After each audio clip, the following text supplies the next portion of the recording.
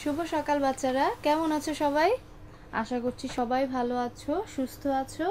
আমিও ভালো আছি। চলো আজকের মতো আমরা পড়া শুরু করি। সবাই বাংলাদেশ ও বিশ্ব পরিচয় বইটা বের করো। আমার হাতে বইটা আছে। আজকে আমরা নতুন একটা অধ্যায় পড়ব। অধ্যায়টার নাম কি বলতে পারবা? সেটা হচ্ছে বাংলাদেশের সংস্কৃতি। একটু খেয়াল করলেই দেখবে বোর্ডে লেখা আছে অধ্যায় 6, ষষ্ঠ অধ্যায়, পেজ নাম্বার 48, পৃষ্ঠা নাম্বার 48। সবাই বের করো। বের করেছো? ঝটপট করো। আচ্ছা, শুরু করছি তাহলে। আমার প্রথম প্রশ্নটা হচ্ছে, তোমাদের কাছে সংস্কৃতিটা কি সেটা কি তোমরা জানো? সংস্কৃতির খুব বড় অর্থ আমি এরকম করে বলছি না, আমি খুব স্বাভাবিকভাবে সাধারণভাবে বলছি। সেটা হচ্ছে আমরা আমরা বাঙালিরা, আমি বাঙালি বলছি এই জন্য কারণ প্রত্যেকটা দেশের সংস্কৃতি আলাদা। ঠিক আছে, আমরা বাঙালি, আমাদের দেশের সংস্কৃতি একরকম। আমাদের পার্শ্ববর্তী দেশ আছে ইন্ডিয়া, তাদের সংস্কৃতি ভিন্ন। কাছাকাছি অনেকটাই মিলবে কিন্তু সম্পূর্ণ মিলবে না, ভিন্ন। ঠিক তেমনি তুমি অন্য দেশে যাও, আমেরিকাতে যাও, তাদের সংস্কৃতি আরও ভিন্ন। তো আমরা আমাদের দেশের সংস্কৃতি বলতে বুঝাই আমাদের যে রীতিনীতি আছে, আমাদের বেঁচে থাকার, জীবন ধারণ করার যে ধরনটা, তারপরে রীতিনীতি, এই সব কিছু মিলে হচ্ছে আমাদের সংস্কৃতি। আমরা যা যা করি প্রতিনিয়ত, যে কি বলবো, সাংস্কৃতিক অনুষ্ঠান বলতে পারো, বা আমাদের যে কোনো উৎসব আয়োজন বলতে পারো, যে কোনো হাসি কান্না, সব কিছু মিলে হচ্ছে আমাদের সংস্কৃতি। আমাদের সংস্কৃতির মধ্যে যেমন আছে আমাদের উৎসবগুলো, ঠিক তেমনি আছে আমাদের দেশে। এই যে আমরা কৃষি প্রধান দেশ, আমাদের দেশে খুব বড় একটা উৎসব আছে, বলো তো সেটা কি? নবান্ন উৎসব। হেমন্তে নতুন ধান ঘরে তোলার উৎসবটা হচ্ছে নবান্ন উৎসব। এই নবান্ন উৎসবটা আমাদের জন্য খুব গুরুত্বপূর্ণ। কেন? কারণ কৃষকদের তখন নতুন ধান ওঠে, তারা সেই নতুন ধানের পিঠা পায়েস তৈরি করে আনন্দ উৎসব করে। যে যদিও এখন শহর আর গ্রামটার মধ্যে একটু পার্থক্য চলে এসেছে, শহরে এই উৎসবটা করা হয় না, কিন্তু গ্রামে তো অবশ্যই করা হয়। তো এইটা হচ্ছে আমাদের সংস্কৃতির একটা অংশ। এখন তুমি চিন্তা করে দেখো, অন্য একটা দেশ, যে আমাদের বাংলাদেশের ছাড়া ইন্ডিয়া হতে পারে, বা পাকিস্তান হতে পারে, বা অন্য কোথাও, এই উৎসবটা ওদের নাও হতে পারে, ওইটা তাদের সংস্কৃতির অংশ না। বাট এই নবান্ন উৎসবটা আমাদের সংস্কৃতির অংশ। আমাদের সংস্কৃতিটা কি সেটা কি কিছুটা ধরা গেছে? ঠিক তেমনি আমাদের দেশের মানুষগুলো খুবই সাধারণভাবে বসবাস করে। তাদের বেঁচে থাকার ধরন খুবই সিম্পল, খুবই সাধারণ। আমরা অল্পতেই কি খুশি হতে পছন্দ করি, আবার পরিশ্রম করতে পারি অনেক। এটা হচ্ছে আমাদের বৈশিষ্ট্য। ঠিক এই বৈশিষ্ট্যটা অন্য কোনো দেশের মানুষগুলোর মধ্যে নাও থাকতে পারে। আমাদের মধ্যে যে জিনিসগুলো আছে, আমরা যা প্রতিদিন ধারণ করি, আমরা প্রতিদিন যেসব উৎসব পালন করছি, যে রীতিনীতি পালন করছি, এগুলো হচ্ছে আমাদের সংস্কৃতি। বোঝা গেছে? তোমাদের সৃজনশীল প্রশ্নে প্রথম প্রশ্নটা এরকম থাকে, কাকে বলে? যে কোনো কিছুই, যে কোনো ধরনের একটা প্রশ্নতে প্রথম থাকে কাকে বলে। কি? ধরো এটাই বললো বাংলাদেশের সংস্কৃতি কি, তাহলে তোমরা কি বলবে যে সংস্কৃতিটা কি? এইটা এখন আমি যা বললাম সংজ্ঞাটা, সেটা লিখবে, নাকি লিখবে যে বইয়ের থেকে 2-3 লাইন তুলে, বা ওই যে সৃজনশীল প্রশ্নে যে একটা প্যারা আকারে যে বাংলা লেখাটা থাকে, ওইখান থেকে 2-3 লাইন তুলে দেবে? কি বা কাকে বলে, এই জিনিসটার উত্তর হচ্ছে শুধু সংজ্ঞাটা। তোমাকে অবশ্যই সংজ্ঞাটা দিতে হবে, না হলে তুমি পরীক্ষায় নাম্বার পাবে না। তোমাদের পরীক্ষার প্রশ্ন আমি দেখলাম, তোমাদের অনেকেরই এই ভুলটা হয়েছে, বহু ক্ষেত্রে এই ভুলটা হয়েছে যে তোমরা প্রশ্নটা বুঝতে পারো না। প্রশ্নটা আগে বুঝবে যে প্রশ্নতে কি চেয়েছে, যা চেয়েছে সেইটুকুই যদি তুমি লেখো, অবশ্যই 1 নাম্বার তোমার জন্য রেডি। তারপরে যদি তার বর্ণনা থাকে, ধরো প্রশ্নটা গ, সংস্কৃতি কি বুঝিয়ে লেখো। তুমি যদি সংস্কৃতি কাকে বলে লেখো, তোমার 1 নাম্বার রেডি, টিচার দিতে তোমাকে বাধ্য। তারপর যদি তুমি বুঝিয়ে বলো 2 লাইন 3 লাইনও লেখো, তুমি আরেক নাম্বারের জন্য কি বলে কোয়ালিফাইড হয়েছো, তোমাকে 2 নাম্বার টিচার দিবেই। বাট যদি তুমি সংস্কৃতি কাকে বলে এইটা না লিখে সংস্কৃতি সম্বন্ধে একগাথা কথা লেখো, যে আমরা এই উৎসব করি, এটা সংস্কৃতি, ওইটা করি, ওইটা সংস্কৃতি, পয়লা বৈশাখে যাই, এটা সংস্কৃতি, উত্তরটা কিন্তু হবে না। তোমাকে আগে সংস্কৃতি কি তার সংজ্ঞাটা দিতে হবে। এই সংজ্ঞাটা যদি না থাকে তোমার মার্কস অটোমেটিকলি মাইনাস হয়ে যাচ্ছে। বুঝে বুঝে লিখবে, শুধু অ্যান্সার লিখে গেছি, আমি অনেক লিখেছি, আমাকে টিচার নাম্বার দেয়নি, এরকম না। টিচার কি জানতে চেয়েছে, প্রশ্নে কি জানতে চেয়েছে, ঠিক সেইটার উত্তরটা কি তোমার খাতাতে আছে, এইটা খেয়াল করবে। যদি উত্তরটা থাকে অবশ্যই তোমাকে নাম্বার দিতে টিচার বাউন্ড। বাট যদি তুমি উত্তর না লিখে ঘুরিয়ে পেঁচিয়ে অযথা কথা লিখো, তখন কিন্তু টিচার তোমাকে নাম্বার দেবে না। আমি কি তোমাকে বোঝাতে পেরেছি? যাই হোক, আমি প্রশ্নে চলে গেলাম। এখন আমরা আমাদের পড়ায় ফিরে আসছি। আমাদের সংস্কৃতিটা কি বোঝা গেছে? এখন একটু বইয়ের দিকে তাকাই। সৃষ্টির শুরু থেকেই মানুষ প্রকৃতি ও পরিবেশকে কাজে লাগিয়ে নিজের প্রয়োজন মিটিয়েছে। আমরা এটা জানি, আদিকালে মানুষ নিজের প্রয়োজন মেটানোর জন্য প্রকৃতির উপর নির্ভরশীল ছিল, তাই না? আমরা আমাদের সমাজ ওই চ্যাপ্টারটাতে তাই পড়েছি। এক টুকরো পাথর বা একটি গাছের ডাল হয়ে উঠেছিল হিংস্র পশুর হাত থেকে নিজেকে বাঁচানোর হাতিয়ার। মনে আছে যে পাথর দিয়ে বা কাঠ দিয়ে কি করে তারা যন্ত্র তৈরি করেছিল? জাস্ট আগের অধ্যায়টাতেই আমরা আমাদের সমাজ এই অধ্যায়তেই পড়েছিলাম, মনে আছে? একটুখানি যদি বইয়ের পৃষ্ঠা উল্টাও তাহলেই দেখতে পাবে। এই যে দেখো, আদি সমাজে খাদ্য সংগ্রহের জন্য ব্যবহৃত হাতিয়ার, দেখতে পেয়েছো? ঠিক পরের অধ্যায়তে আমরা কিন্তু ওই কথাগুলোই বলছি। এক টুকরো পাথর বা একটা গাছের ডালকে তারা একদম সরু করে চোখা করে তারা যেমন পশু শিকার করতো, ঠিক তেমনি হিংস্র পশুর হাত থেকে নিজেদেরকে বাঁচাতো। প্রকৃতিকে এমনিভাবে কাজে লাগানোর ক্ষমতা মানুষকে দিয়েছে সংস্কৃতি ও অদ্যাবধি চলমান রয়েছে। অদ্যাবধি মানে এখন পর্যন্ত, অদ্যাবধি মানে এখন পর্যন্ত, সেই আদিকাল থেকে চলে এসেছে, যা এখন পর্যন্ত চলমান আছে, যা আমাদের সংস্কৃতির একটা অংশ। এই যে পুরানো, তোমরা ঢাকায় যদি কেউ এসে থাকো তাহলে জানবে, বা যদি পড়ে থাকো যে বাংলাদেশের জাতীয় জাদুঘরে সেই আদিকালের মানুষের পোশাক হতে শুরু করে তাদের হাতিয়ার, তাদের অলংকার, এগুলো সব আমরা সেই জাদুঘরে সুন্দর করে সাজানো আছে। কেন?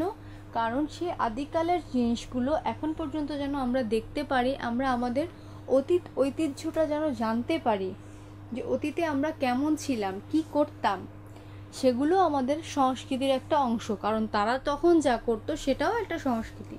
এখন আমরা যা করছি, আমরা যে রীতিনীতি পালন করছি, যে সমাজ ব্যবস্থায় আছি, এটা যেমন আমাদের সংস্কৃতি, ঠিক তেমনি আদিকালের মানুষ যখন জীবনযাপন করতো তাদের নিশ্চয়ই কোনো রীতিনীতি ছিল, তাদের অবশ্যই একটা সংস্কৃতি ছিল। সেই অংশটা আমরা তুলে ধরার চেষ্টা করেছি জাতীয় জাদুঘরে।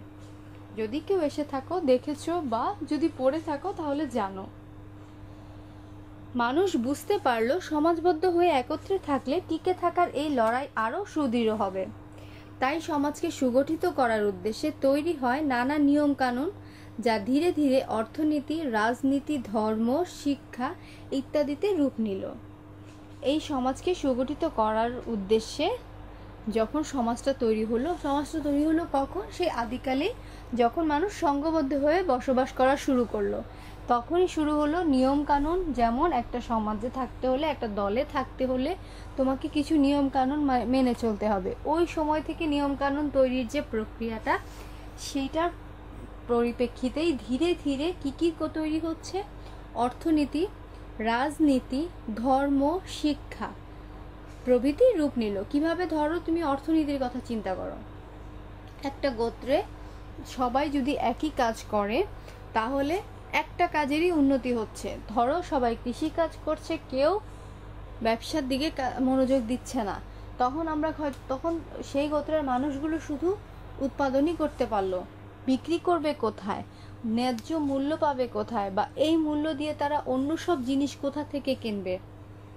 বুঝতে পারছো? সেই কারণে একটা গোত্রের মধ্যে সব ধরনের মানুষ যদি থাকে, সব পেশার মানুষ যদি থাকে, তাহলে তাদের চলতে বেশি সুবিধা হবে, তাই কি না? যদি কৃষকের থাকে, সাথে যদি একটা মুদি দোকানদারও থাকে, সাথে যদি একজন ব্যবসায়ীও থাকে একই গোত্রে, তাহলে এই যে কি বলে, বিভিন্ন রকমের পেশার মানুষ আছে, তাদের কাজ বিভিন্ন। একটা মানুষকে বাঁচতে হলে অনেক রকম সুযোগ সুবিধা দরকার হয়, সব একরকম সুযোগ সুবিধা হলেই চলবে না। যদি বিভিন্ন পেশার মানুষ একই গোত্রে থাকে, একই সমাজে থাকে, তাহলে তাদের কাছ থেকে সাহায্য সহযোগিতা খুব সহজেই পাওয়া যায়। তো সেই ক্ষেত্রে অর্থনীতিটা যুক্ত হচ্ছে। তারপরে হলো রাজনীতি। রাজনীতিটা বলতে কীরকম? তোমাদের গ্রামে অবশ্যই মেম্বার আছে, চেয়ারম্যান আছে না? কেন আছে তারা? তারা তোমাদের গ্রামের মানুষগুলো যেন সুযোগ সুবিধা সহ সব রকম ভালোভাবে এবং তাদের ন্যায্য অধিকারগুলো পায়, গ্রামে থাকার জন্য যে যে সুযোগ সুবিধা দরকার সেগুলো দেওয়ার জন্য একজন প্রতিনিধি নির্বাচন করা হয়। এটা তো জানো। সেই প্রতিনিধি হচ্ছে চেয়ারম্যান বলো বা মেম্বার বলো, তোমরা ভোট দিয়ে নির্বাচিত করেছো। কেন করেছো? যেন তোমাদের সুযোগ সুবিধাগুলো তোমরা ভোগ করতে পারো, তাই না? তো এটা কি রাজনৈতিকভাবে হলো? তখনও তো ওই আদি সমাজের যে গোত্রগুলো ছিল সেখানেও তো কি ছিল? প্রধান ছিল না? সেটা পঞ্চায়েত হতে পারে বা গোত্র প্রধান হতে পারে, বাট তখনও কিন্তু এই রীতিটা ছিল যে গোত্রের একজন প্রধান থাকবে, যিনি গোত্র সম্বন্ধে বা গোত্রের যে কোনো মানুষের সুযোগ সুবিধা সম্বন্ধে চিন্তা করবে, কাজ করবে, সবাইকে একত্রিত হতে সাহায্য করবে, তাই না? তো ঠিক সেমনি রাজনীতি ছিল, ধর্ম ছিল একটা, শিক্ষা ব্যবস্থা ছিল, অবশ্যই গোত্রের মানুষের উন্নতির জন্য শিক্ষা ব্যবস্থা ছিল, ইত্যাদির রূপ আস্তে আস্তে নেওয়া শুরু করলো। তারপরে কি হলো? সমাজে মানুষের আনন্দ, বিনোদন ও কল্যাণের জন্য তৈরি হলো নাচ, গান, সাহিত্য, আরও কত কি। শুধু যে বেঁচে থাকবে তা না, বেঁচে থাকার জন্য অবশ্যই একটুখানি বিনোদনের প্রয়োজন আছে। শুধু তুমি বাসায় থাকছো, পড়াশোনা করছো, কাজ করছো, ভাল লাগবে না, কিছু বিনোদনের প্রয়োজন আছে। তার জন্য হয়তো তুমি রেডিও শুনছো বা টিভি দেখছো, যেভাবেই সুযোগ সুবিধা নিচ্ছ, বা গ্রামে কি হচ্ছে, যাত্রা গান হচ্ছে, পালা গান হচ্ছে, সেগুলো শুনতে যাচ্ছ, দেখতে যাচ্ছ। এই বিনোদনটারও তো দরকার আছে। তো ঠিক তেমনি মানুষের কল্যাণ আর বিনোদনের জন্য নাচ, গান, সাহিত্য, আরও কত কি তৈরি হলো, রচিত হলো সংস্কৃতির বস্তুগত ও অবস্তুগত রূপ। আমাদের যে সংস্কৃতি, সেই সংস্কৃতির দুইটা রূপ, একটা হচ্ছে বস্তুগত, আরেকটা হচ্ছে অবস্তুগত। বস্তুগত জিনিসটা কি? বস্তুগত হচ্ছে যা আমরা দেখতে পাই, আমরা দেখতে পাচ্ছি যে কি হচ্ছে সংস্কৃতির থেকে, কি কি হচ্ছে। আর অবস্তুগত হচ্ছে আমরা যা দেখতে পাচ্ছি না। যেমন আমি বলতে পারি যে চেয়ার টেবিল আমরা দেখতে পাচ্ছি, সেটা হচ্ছে বস্তুগত জিনিস। আর অবস্তুগত জিনিস কি? বাতাস। আমরা কি বাতাস দেখতে পাচ্ছি? বাট বাতাসের অস্তিত্ব তো আছে, অনুভব করছি। ঠিক তেমনি সংস্কৃতির যে দিকটা আমরা দেখতে পাচ্ছি সেটা হচ্ছে বস্তুগত, আর যে দিকটা দেখতে পাচ্ছি না, অনুভব করছি, সেটা হচ্ছে অবস্তুগত। এখন এই বস্তুগত অবস্তুগত সংস্কৃতির বর্ণনাটা আমরা নিচে পড়ব। তো এখন একটুখানি দেখি যে এই অধ্যায় পাঠ শেষে আমরা কি কি জানতে পারবো। সংস্কৃতির ধারণা ব্যাখ্যা করতে পারবো, সংস্কৃতিটা কি সেটা ব্যাখ্যা করতে পারবো, বাংলাদেশের সংস্কৃতির উপাদান ব্যাখ্যা করতে পারবো, বাংলাদেশের সংস্কৃতির স্বরূপ ও বৈশিষ্ট্যটাও ব্যাখ্যা করতে পারবো। সংস্কৃতির স্বরূপ মানে সংস্কৃতিটা কীরকম এবং তার বৈশিষ্ট্য। যে শব্দগুলো থাকবে তোমাদের প্রশ্নে, সেই শব্দগুলো যদি তোমরা বুঝতে না পারো, অবশ্যই টিচারকে জিজ্ঞেস করবে যে এইটার সমার্থক শব্দ কি। হয়তো জিনিস সব টিচাররা বলবে না, বাট তোমার জানার জন্য হলেও তুমি টিচারকে জিজ্ঞেস করবে। যখন যেই মুহূর্তে কোনো শব্দের অর্থ তুমি সঠিক বুঝতে পারছো না, সেটার জন্য অবশ্যই টিচারকে জিজ্ঞেস করবে। যেমন এখানে স্বরূপ বলা হয়েছে, স্বরূপ মানে কি? একই রকম। মানে বাংলাদেশের সংস্কৃতিটা কীরকম, সংস্কৃতির ধরনটা কীরকম, সেটাই হচ্ছে বাংলাদেশের সংস্কৃতির স্বরূপ। স্বরূপ, রূপটা কেমন, দেখতে কেমন, সংস্কৃতিটা কীরকম, এই কথাটা। বাংলাদেশ সংস্কৃতির ধরনটা ব্যাখ্যা করতে পারবো।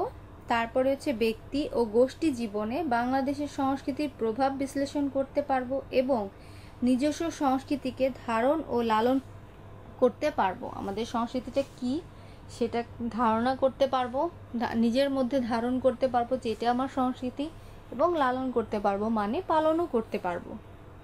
ঠিক আছে, তাহলে পার্ট 1-এ চলে যাই। সবাই দেখো,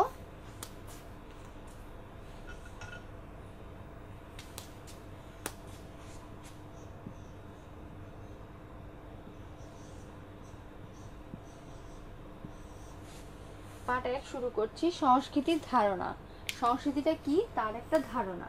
সংস্কৃতির একটু আগে আমি যেগুলো বলেছি এটা হচ্ছে খুবই সাধারণ আমাদের বোঝার জন্য। এখন বইয়ে কি আছে সেই বইয়ের যে বর্ণনাটা সেটা পড়ব।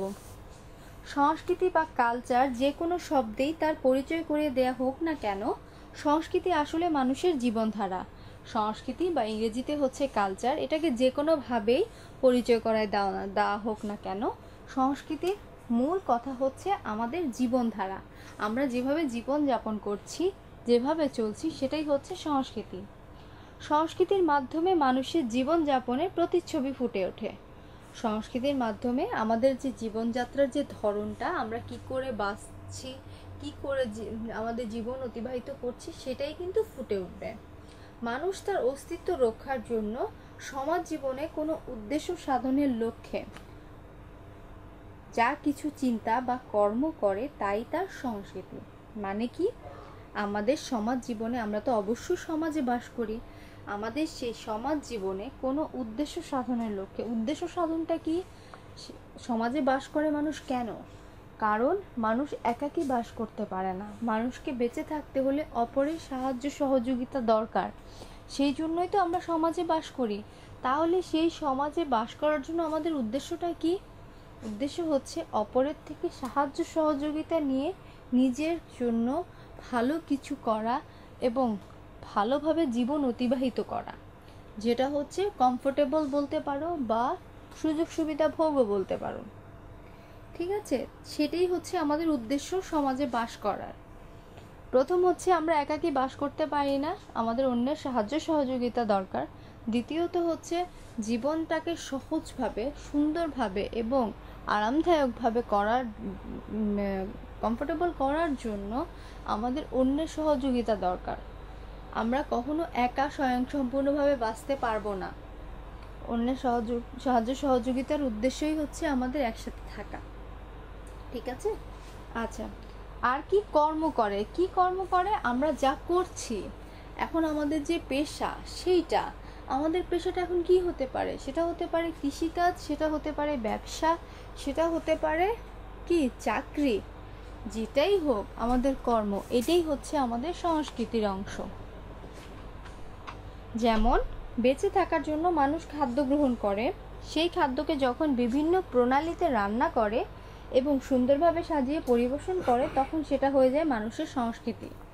সিম্পল একটা কথা দেখো, আমরা রান্না করে খাচ্ছি, পাশের দেশে মানুষ রান্না করে খাচ্ছে। পাশের দেশ কোনটা বলতে পারি? ইন্ডিয়া বলতে পারি, পাকিস্তান বলতে পারি, মায়ানমার বলতে পারি। বাট আমাদের রান্নার যে ধরনটা, আমাদের যে টেস্টের ধরনটা, সেটার সাথে কি বাহিরের দেশের রান্নার ধরনটা মিলবে? মিলবে না।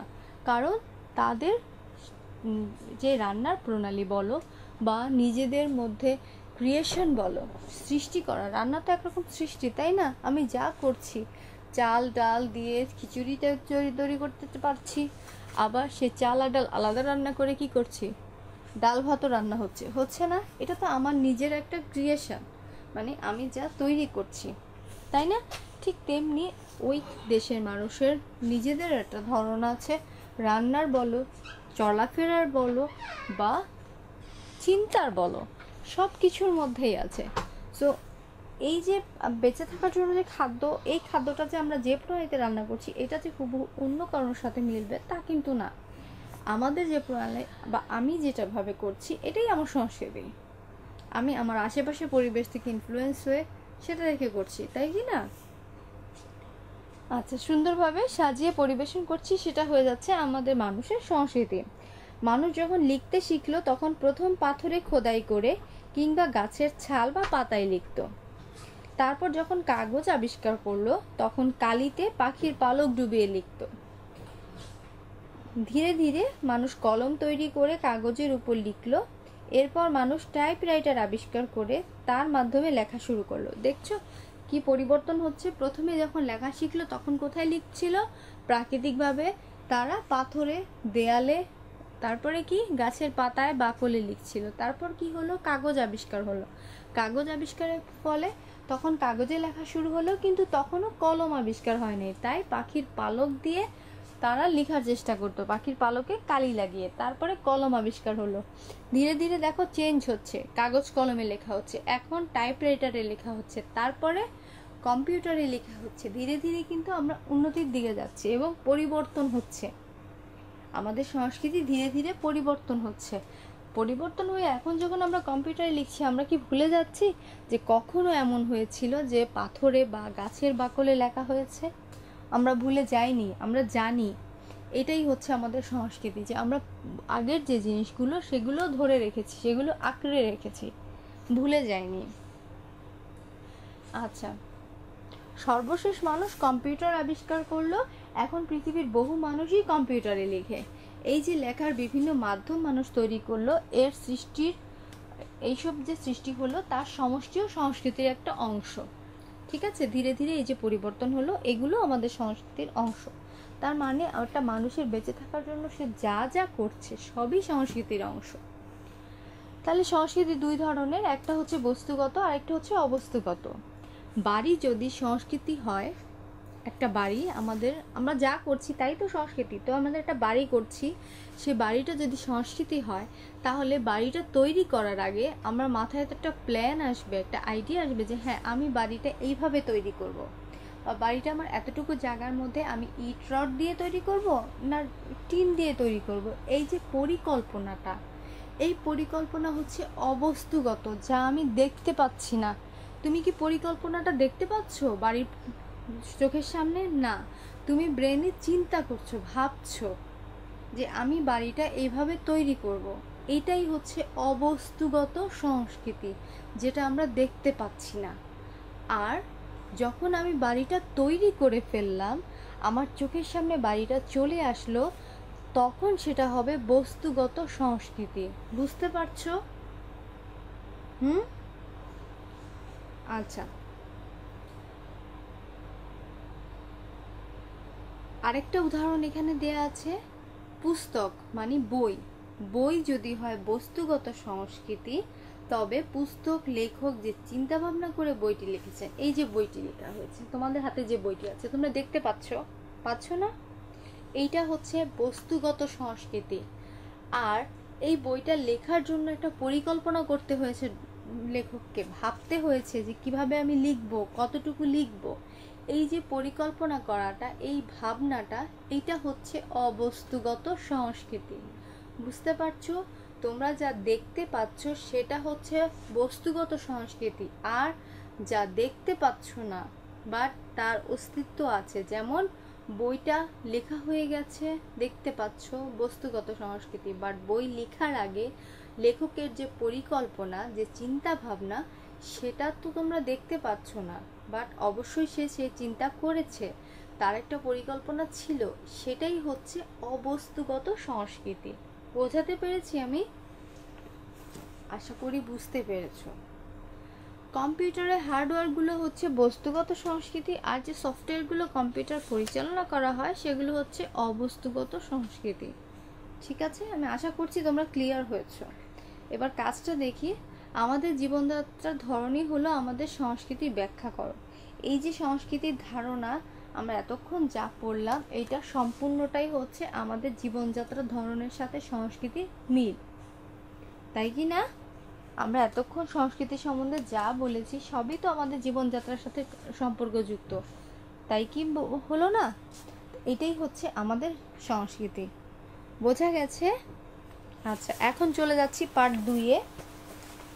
বাংলাদেশের সংস্কৃতির উপাদান, আমাদের দেশে যে সংস্কৃতিটার উপাদান, পার্ট 1।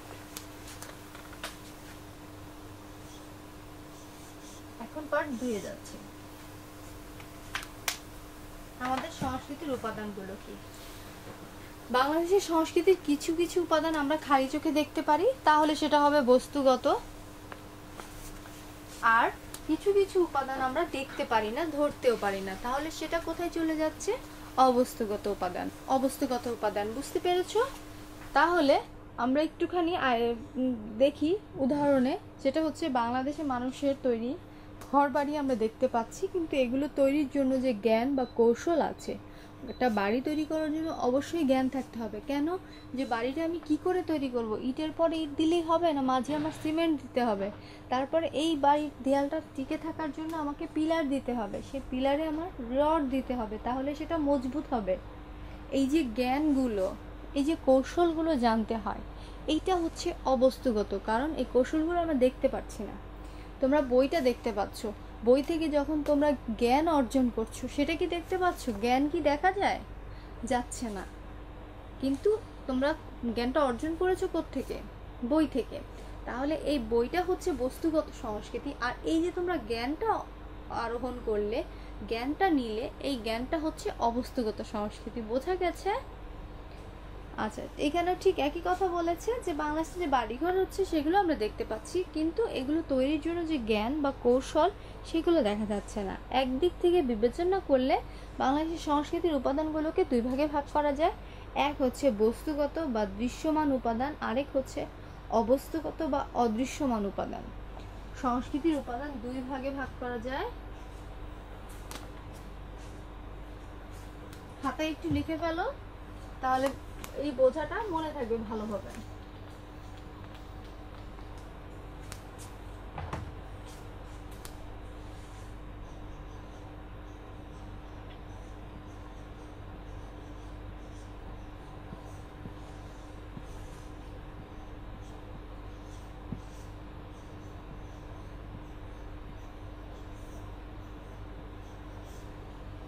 সংস্কৃতির উপাদান কি কি? একটা হচ্ছে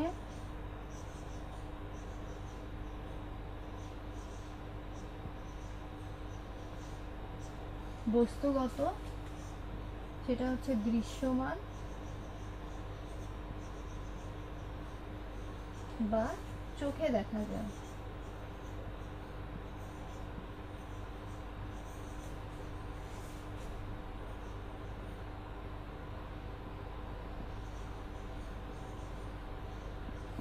ঠিক আছে? 2 নাম্বার হচ্ছে অবস্তুগত,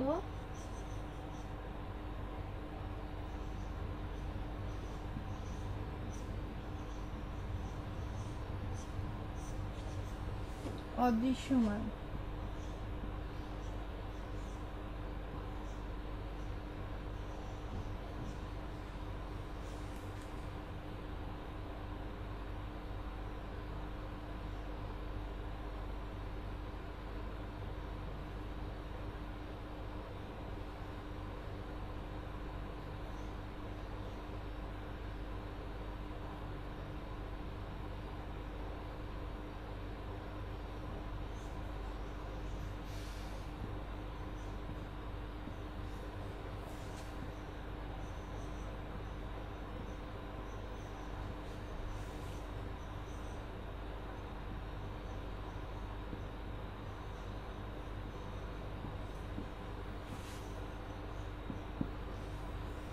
অদৃশ্যমান, চোখে দেখা যায় না।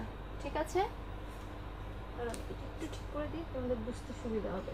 রিফালাটা দয়ের নিচে হচ্ছে রিফালা। ঠিক আছে? অদৃশ্যমান, চোখে দেখা যায় না। লিখে শেষ হয়েছে? ঝটপট লিখে নাও। বইয়ে আছে, তারপরেও খাতায় লিখলে 2 বার, যদি একবার মুখে বলো, একবার লিখে নাও, তাহলে পড়াটা ভালো মতো হবে। আচ্ছা, আমি পড়ায় ফিরে যাচ্ছি। এদেশের সংস্কৃতির বস্তুগত উপাদানগুলোর সমূহের মধ্যে বিভিন্ন ধরনের বাড়িঘর, আসবাবপত্র, পোশাক, যানবাহন, খাবার, এই 2টার মধ্যে এখন আমি উদাহরণে চলে যাচ্ছি। যে বস্তুগত জিনিসগুলো কি, সবচেয়ে বড় কথা হচ্ছে বস্তুগতটা আমরা দেখতে পাচ্ছি। সেগুলো কি হচ্ছে ঘর বাড়ি, যানবাহন, পোশাক, আসবাবপত্র, চাষাবাদের উপকরণ, বইপত্র ইত্যাদি। আর অবস্তুগত উপাদানগুলো কি হচ্ছে সামগ্রিক জ্ঞান। আমাদের সামরিক জ্ঞান মানে হচ্ছে আমাদের যে শিক্ষাটা, জ্ঞানটা মাথার মধ্যে যেটা আছে, আমাদের চিন্তাধারা, দৃষ্টিভঙ্গি, আমরা যে কি দেখছি, আমরা কি ভাবছি, ধর্মীয় বিশ্বাস, সেটাও আমরা দেখতে পাচ্ছি না। নীতিবোধ, যে আমরা ন্যায় কাজ করব, খারাপ কাজ করব না, ভালো কাজ করব, এগুলো তো আমরা দেখতে পারবো না, আমাদের মনের মধ্যে আছে, আমরা এগুলো চিন্তার মধ্যে রেখেছি। ভাষা, বর্ণমালা, শিল্পকলা, সাহিত্য, সঙ্গীত, আদর্শ ও মূল্যবোধ, জ্ঞান বিজ্ঞানের বিভিন্ন শাখা প্রশাখা। মানে আমরা যা দেখতে পাচ্ছি না, চোখে দেখা যাচ্ছে না, বাট আমরা সেই কাজগুলো করছি, এটাই হচ্ছে অবস্তুগত উপাদান। বুঝতে পারছো কাকে বলে সেটাও বুঝেছো, উদাহরণগুলিও বুঝেছো। আমি এটা মুছে দিচ্ছি।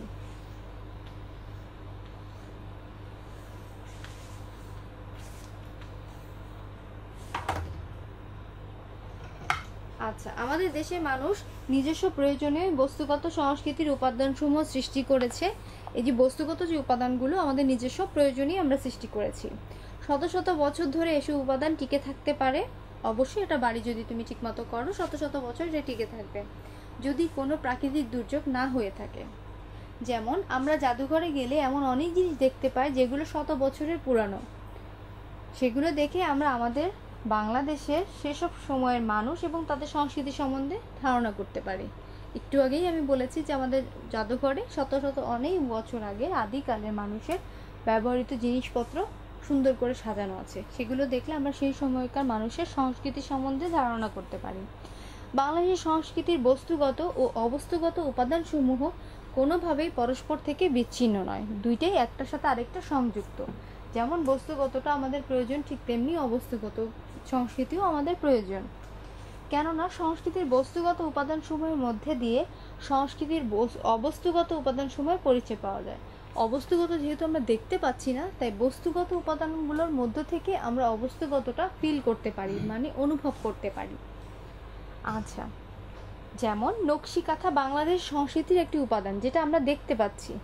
সেখানে ফুল, পাতা, হাতি, ঘোড়া বা অন্য সব দৃশ্য সেলাই করা হয়, তখন তা হয়ে ওঠে এদেশের নারীর মনের চিন্তার বহিঃপ্রকাশ। এই যে নকশি কাঁথা, নকশি কাঁথায় কী থাকে? ফুল, লতা, পাতা, হাতি, ঘোড়া, বাড়ি, তারপরে এমন কি নাই যেখানে বাংলার নারীরা সেই নকশি কাঁথাতে তুলে না দেয়। তাহলে এই যে তারা নকশি কাঁথায় যে ডিজাইনটা তুলছে, সেটা তো তারা মনের চিন্তার বহিঃপ্রকাশ, তাই না? বহিঃপ্রকাশটা আমরা বস্তুগত সংস্কৃতিতে দিচ্ছি, কিন্তু এই যে মনের চিন্তাটা, এই চিন্তাটা তো অবস্তুগত। তাহলে বস্তুগত চিন্তা, অবস্তুগত চিন্তা তখনই আবার প্রকাশ পাচ্ছে যখন একটার সাথে আরেকটা সংযুক্ত হচ্ছে। অবস্তুগত চিন্তাটা যখন আমি বস্তুগত জিনিসে ঢেলে দিচ্ছি, সেটাই হচ্ছে আমার সংস্কৃতি। যেমন আমি একটা কবিতা লিখব, কবিতাটা আমার মাথায় এসেছে, এটা হচ্ছে অবস্তুগত সংস্কৃতি আমার। যখন আমি কবিতাটা লিখে ফেললাম খাতাতে, যখন সেই কবিতাটার আমি স্বরূপটা দেখতে পাচ্ছি, তখন সেটা হয়ে যাবে বস্তুগত সংস্কৃতি। তাহলে প্রথমে আমার অবস্তুগত সংস্কৃতিটা এসেছে, সেটাকে আমি বস্তুগত সংস্কৃতিতে রূপ দিয়েছি। দুইটাই পরস্পর সংযুক্ত, তাই না? রাইট। আচ্ছা, বাংলাদেশের সংস্কৃতির উপাদানগুলোর একটি পরিবর্তনে অন্যগুলো পরিবর্তন হয়। যেমন বাংলাদেশ সংস্কৃতিতে শাড়ি একটি উপাদান। প্রযুক্তির পরিবর্তনে শাড়ির রং ও ডিজাইনে পরিবর্তন এসেছে, শাড়ি পরার ফ্যাশনেও পরিবর্তন এসেছে। আগে যেভাবে শাড়ি পরা হতো সেইটার ফ্যাশনেও পরিবর্তন এসেছে, তার রং রূপেও পরিবর্তন এসেছে, কিন্তু শাড়িটা তো রয়ে গেছে। আমাদের এই রং রূপ, শাড়ি পরার ধরন দেখে আমরা বুঝবো যে আমাদের সংস্কৃতিটা কিভাবে পরিবর্তিত হচ্ছে, কিন্তু জিনিস তো শাড়িই আছে না? রাইট। এটাই হচ্ছে আমাদের বস্তুগত অবস্তুগত সংস্কৃতি। আমরা কি বুঝতে পেরেছি বস্তুগত অবস্তুগত সংস্কৃতিটা কি? তাহলে কি এই কাজটা আমরা করতে পারবো? বাংলাদেশের সংস্কৃতির বস্তুগত ও অবস্তুগত উপাদানগুলোর তালিকা এই প্যারাতে পার্ট 2-এ খুব সুন্দর করে দেয়া আছে। যেহেতু এটা আমি তোমাদের SW দিব আজকে, তো আমি এটা বলে দেব না, তাই না? বলে দিলে কি SW হবে না? তো আগামী ক্লাসে অবশ্যই আমি সলভ করে দিব, কিন্তু আমি চাই তোমরা আগে সলভ করে নিয়ে আসো, ম্যাডামের থেকে তোমরাই আগে ফার্স্ট হয়ে যাও, সেটা ভালো হয় না? তো SWটা সবাই লিখে নাও।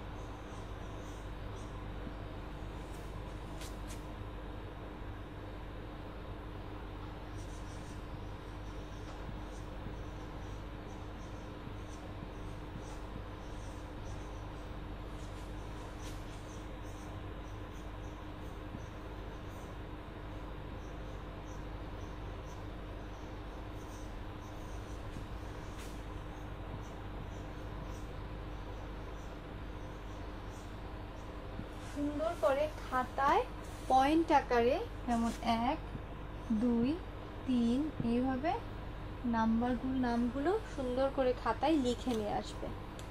আগামী ক্লাসে তোমাদের সাথে এই অধ্যায়ের বাকি পড়াগুলো নিয়ে কথা হবে, আলোচনা হবে। ASWটা আমি সলভ করে দেব। বাসায় অবশ্যই এই যে দুইটা পার্ট পড়লাম, পার্ট 1 পার্ট 2, ভালো করে রিডিং পড়বে। তোমাদের মধ্যে খুব সমস্যা হয়, তোমরা বাসায় রিডিংটা পড়ো না, ভালোভাবে রিডিং পড়ো না, খেয়াল করে পড়ো না, এই কারণে তোমাদের বানানগুলোও যথেষ্ট ভুল হয়। আমার কথা বুঝতে পারছো? বাসায় প্রত্যেকটা পড়ায় আগে রিডিং পড়বে, তারপরে মুখস্থের জন্য যাবে। আগেই মুখস্থের জন্য যাবে না, আগে রিডিং পড়বে, জিনিসটা কি বুঝবে। যেহেতু তোমাদের সৃজনশীল, তোমাদের অবশ্যই রিডিং পড়তে হবে, না হলে তোমার প্রশ্নটা বুঝবে না এবং অবশ্যই পরীক্ষার খাতায় সেটাই ভুল করবে। তো ঠিক আছে, আজকে এই পর্যন্তই। আগামী ক্লাসে দেখা হচ্ছে। ভালো থেকো সবাই, সুস্থ থেকো। আল্লাহ হাফেজ।